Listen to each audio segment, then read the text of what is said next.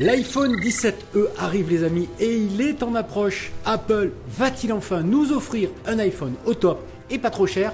C'est le focus de ce 8e GND, mais on va aussi causer MacBook Pro, Samsung, ChatGPT, bref, si tu es bien installé et bien hydraté, eh ben on va y aller. Salut à tous, j'espère que ça va bien, que vous kiffez la live. Pas mal d'actualités, de rumeurs, d'infos cette semaine. Au fait, je suis enfin sur Insta, je vous le rappelle, pour me suivre, c'est sur Giga, content officiel. Dans ce nouveau Giga News du dimanche, on va parler de ce fameux iPhone 17e qui devrait donc sortir en 2026. Eh bien oui, c'est demain, c'est pour très bientôt. Pense donc à t'abonner. Ce geste qui ne coûte rien et qui est tellement essentiel pour un petit créateur comme moi. D'avance, merci.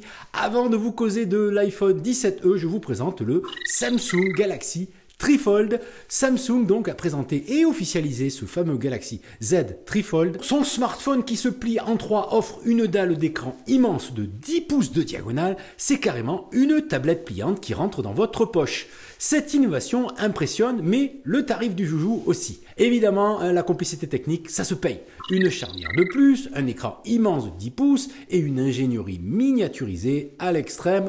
Le Trifold justifie aussi son statut ultra par sa fiche technique. Cette version embarque 16 Go de RAM d'emblée, là où le Fold 7 équivalent plafonne à 12 Go.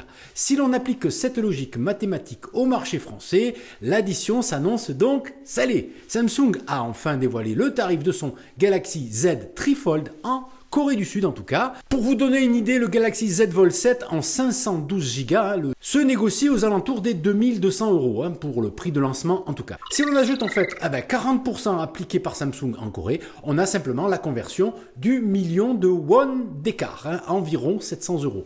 En y ajoutant notre TVA de 20%, le calcul est vite fait. Le Galaxy Z Trifold logiquement atterrir en France même autour des 2900 à 3100 €.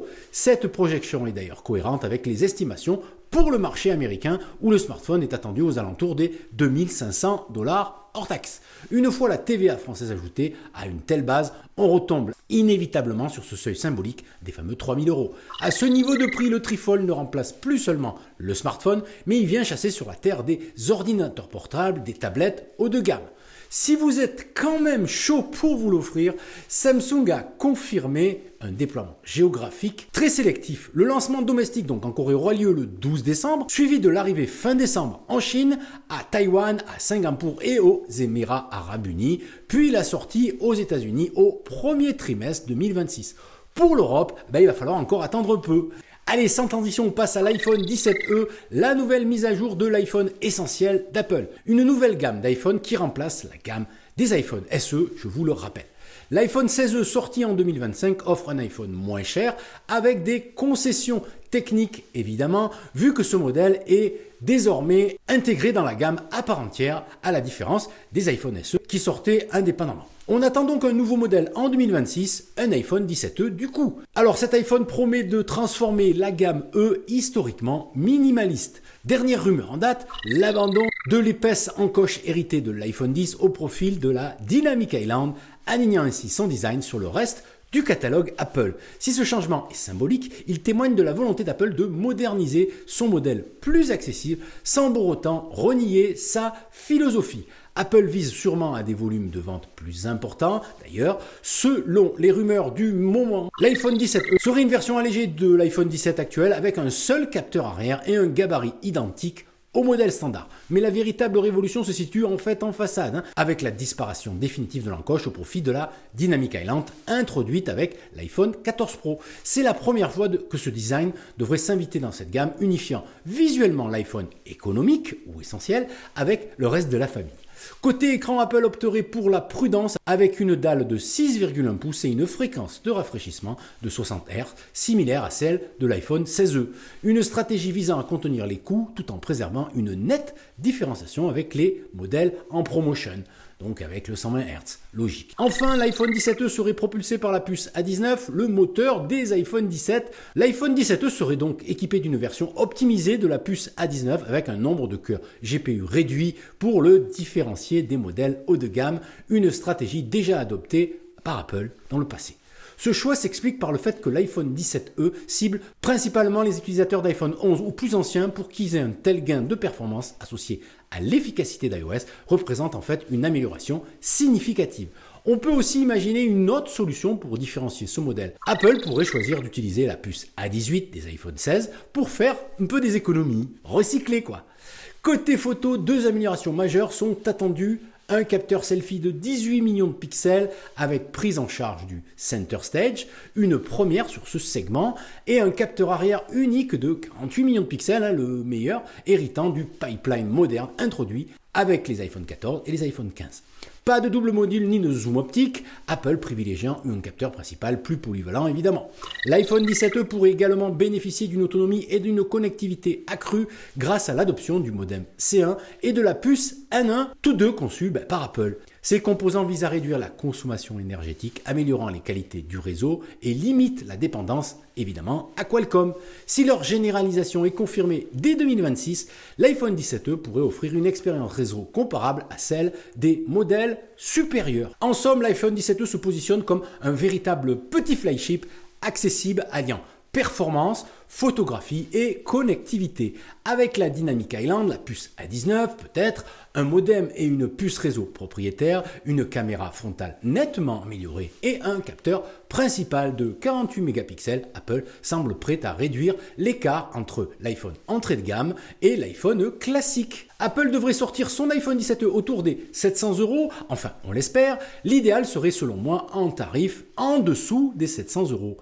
Allez, on enchaîne les amis, on va parler de MacBook, mais au passage, je vais vous causer de ChatGPT. L'outil d'OpenAI fête ses 3 ans déjà, bah oui. Aujourd'hui, ChatGPT est devenu un peu incontournable, se classant déjà à la 34e place des audiences en France, et ça continue de grimper.